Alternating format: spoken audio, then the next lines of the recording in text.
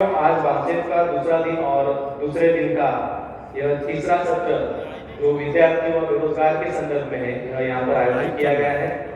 और ये जो विषय है इस विषय के संदर्भ में हमारे जो विद्यार्थी है, युवा हैं, जो बेरोजगार हैं, उनको इस विषय के संदर्भ में जानकारी देकर जागरूक करना यह इसी पीछे का मकसद है।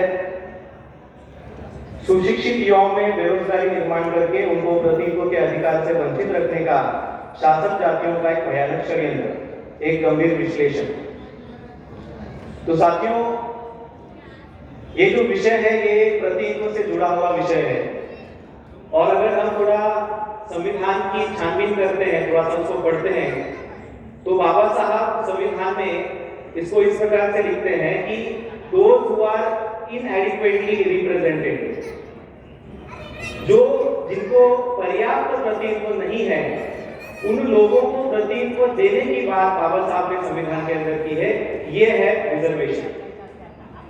और इसको अगर हमें समझना है साथियों, तो जिस प्रकार से हमें अपॉर्चुनिटी से दूर रखा, तो opportunity is the fundamental right, यह एक मूलभूत अधिकार है। और ये अपॉर्चुनिटी हमारे मूल निवासी बहुजन महापुरुषों ने 108 वर्ष के संघर्ष में उन्होंने पैदा की और तब जाकर हमें शिक्षा और नौकरियों का अधिकार मिला।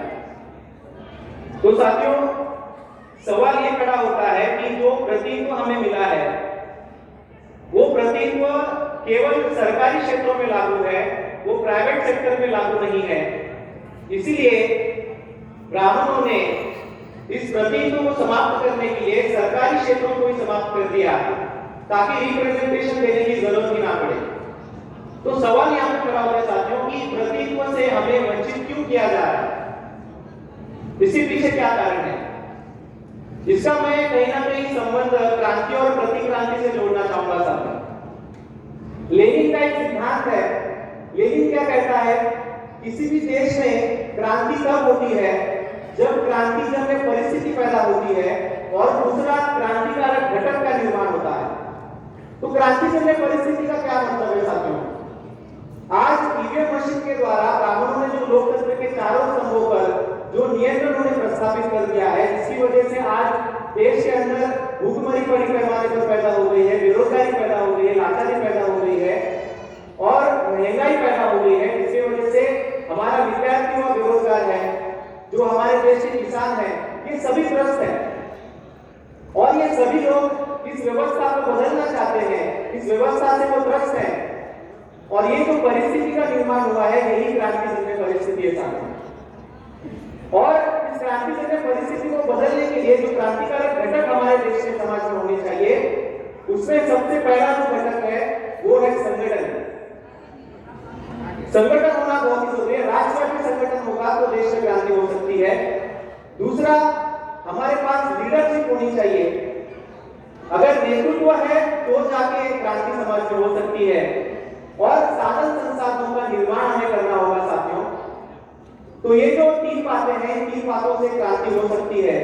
ये बात ब्राह्मण बहुत अच्छी तरीके से जानते हैं। इसलिए उन्होंने क्या किया, उन्होंने जो रिसोर्सफुल जो हमारी चीजें हैं, जो पढ़ा लिखा वर्ग है, जो बुद्धिजीवी वर्ग है, वो समाज में तैयार ही ना हो सके, इस प्रकार से उन्होंने पॉलिसी लागू की। इसलिए उन्होंने ना केवल नौकरियों से भी वंचित किया, वो हमें पढ़ाई लिखाई से यानी शिक्षा से भी वंचित करने की उन्होंने पॉलिसी बनाई।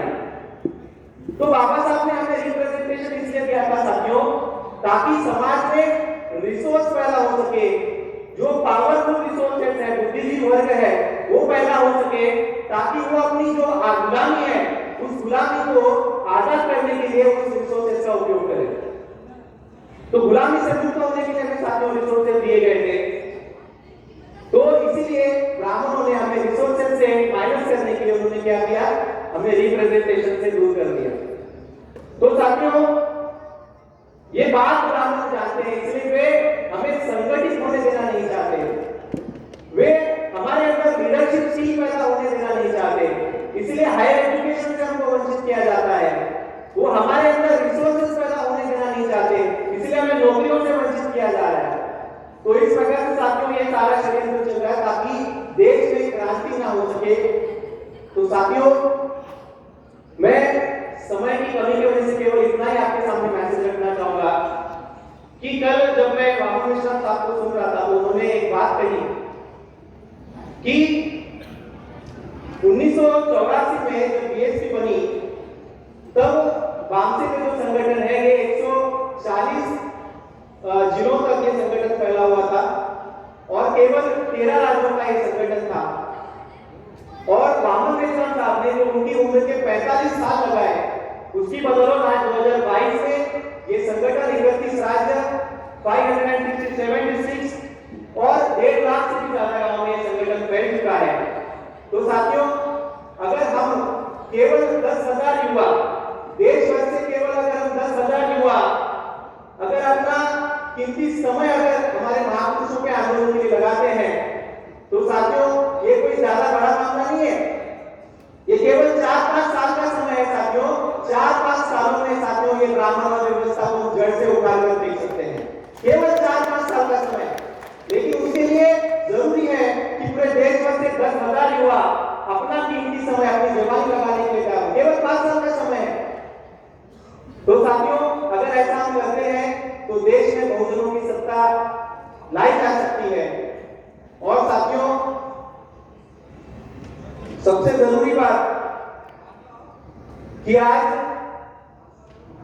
95th मनुस्मृति दहन दिवस है। आज के ही दिन 25 दिसंबर 1927 को डॉक्टर बाबा साहब अम्बेडकर ने रायगढ़ में मनुस्मृति का दहन किया था और केवल 23 साल में ही, मनुस्मृति दहन के केवल 23 साल में ही उन्होंने संविधान लाकर मनुस्मृति के सारे कानूनों को खत्म किया था। तो साथियों, आज इस दिन 2022 में 25 दिसंबर 2022 में हम युवाओं ने संकल्प करना चाहिए कि आने वाले 5 सालों में यानी 2027 को मनुस्मृति दहन का शताब्दी वर्ष है।